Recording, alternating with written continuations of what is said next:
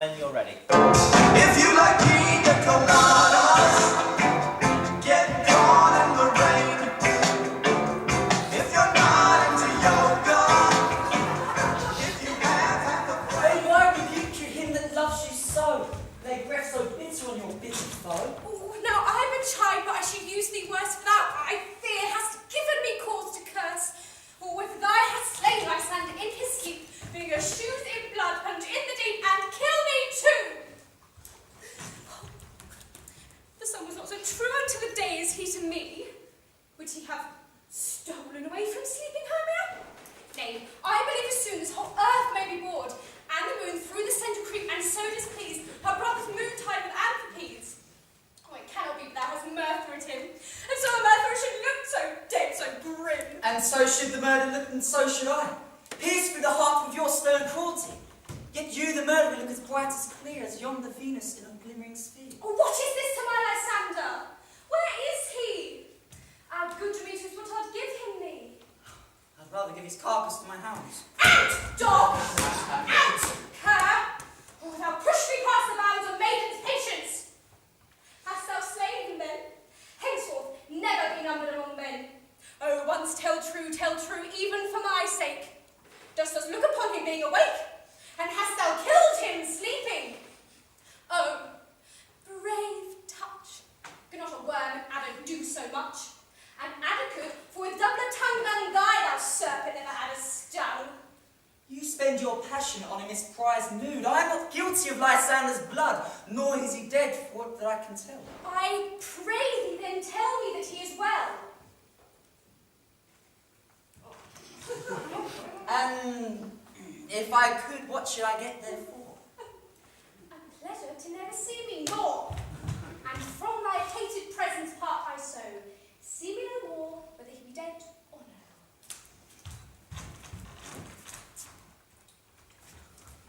There is no following her this fierce vein.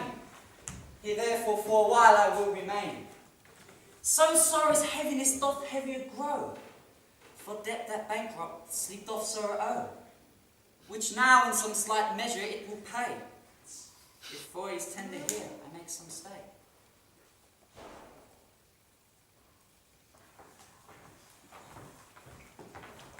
Oh, why should you think I should women scorn? For scorn and derision never come in tears. Look! When I vow, I weep, and vows are so born. In their nativity all truth appears. How can these things in me seem so scorn to you? Bearing the badge of faith to prove them true. Oh, gosh, you do want your cunning more and more. When truth kills truth, oh devilish holy fray. These vows are Hermia's. Will you give her o'er? By oath with oath, and you will nothing weigh. Your vows to her and me put in two scales, will even weigh, both as light as tails. I had no judgment when to her I swore. Nor none in my mind may you give her o'er. Demetrius loves her, and he loves not you. Oh, Helena! Goddess, nymph, perfect divine, to what my love shall compare thy own? Crystal is muddy, oh how ripe and show. Thy lips, those kissing cherries tempting grow. That pure congealed white hide or a snow fan when the eastern wind turns to a crow. When thou holds up thy hand, oh let me kiss this princess of pure white, this seal of bliss. Thou spite! Oh hell! I see you are all bent to set against me for your merriment. If you were civil and knew courtesy, you would not do me thus much injury. Can you not hate me as I know you do? But you must join in souls to mock me too. If you were men, as men you are in show, you would not use a gentle lady so. To vow and swear and see the praise my parts, when I am sure you hate me with your hearts. You both are rivals and love Hermia, and now both rivals to mock Helena. A trim exploit, a manly enterprise to conjure tears up in a poor maid's eyes, with your derision. None of noble sort would so offend a virgin and extort a poor soul's patience, or to make you sport. You are unkind, Demetrius. Be not so.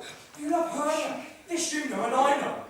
And here, with all goodwill, with all my heart, in Hermia's love I yield you on my part, and to yours, Helena, to me bequeath. whom I do love, and will do to my death. Never did mockers waste more on a grave. Lysander, keep thy Hermia, I will none. For ere I love her, all that love is gone. My heart's all her, that is guess why I sojourned. Now to Helena, is it home return? There to remain. Helena, it is not so. Is Paris not the faith thou dost not know? Lest to thy peril thou abide, dear. Look! When thy love comes from yonder is thy dear. Dark night, that from the eye his function takes, the ear of apprehension makes. Wherein it doth impair the seeing sense, it makes the hearing doth awake.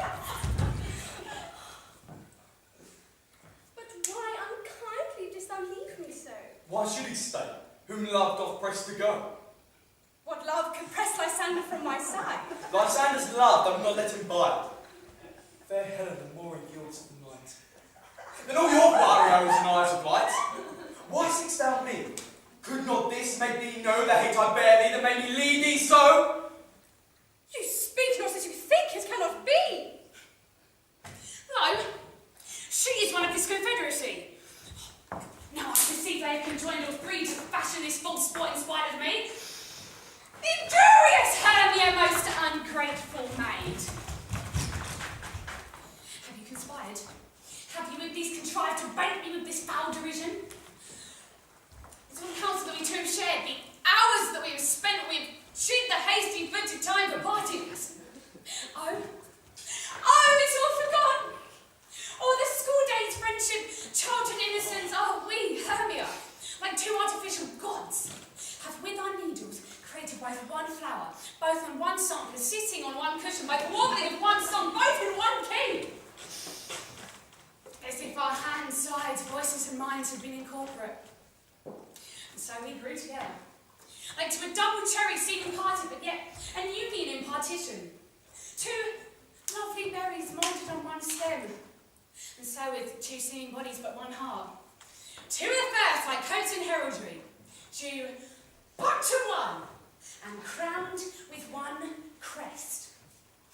And now we render wrench up asunder, to join with men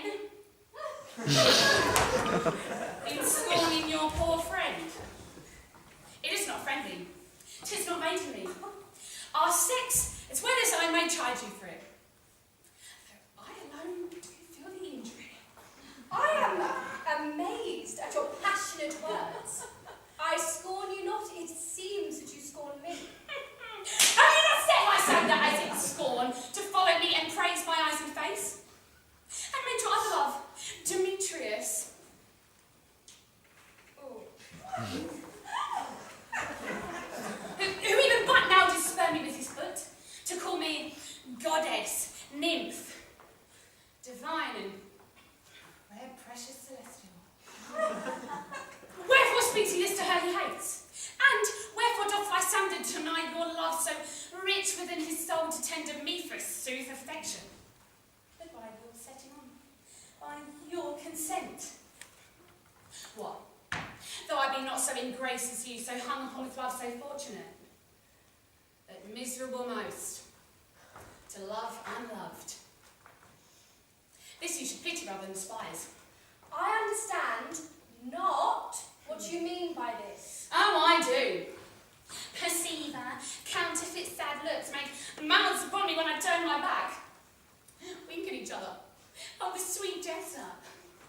This sport, well carried, shall be chronicled. If you had any pity, grace, or manners, you would not make me such an argument. But fare ye well. 'Tis partly my own fault, which death or absence soon shall bring. Stay gentle, Helena. You might excuse my love is over, Helena. Excellent. Sweet, do not scorn. She cannot entreat and can compel. But thou canst compel no more than she entreat. Thy threats have no more strength than her weak prayers. Helena, I love thee by my life, I do. I swear by that which I will lose by thee to prove him false that says I love thee not. I say I love thee more than he can do. If thou say so, withdraw and prove it too. Quick, come! Lysander, where to take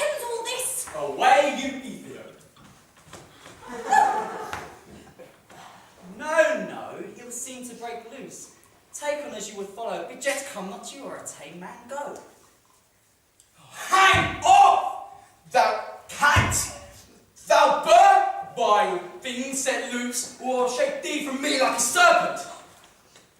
Why have you grown so rude? What changes this sweet love? Thy love. Out, tawny tartar, out! Out, loathed medicine, hated potion, hence. Do you not jest? Yes, Susan, so do you. Demetrius, I will keep my word with thee. A weak bond holds you, and I'm not to trust your word. What? Shall I hurt her? Strike her? Kill her dead? Although I hate thee, I will not harm her so. What? Can you do me no greater harm than hate?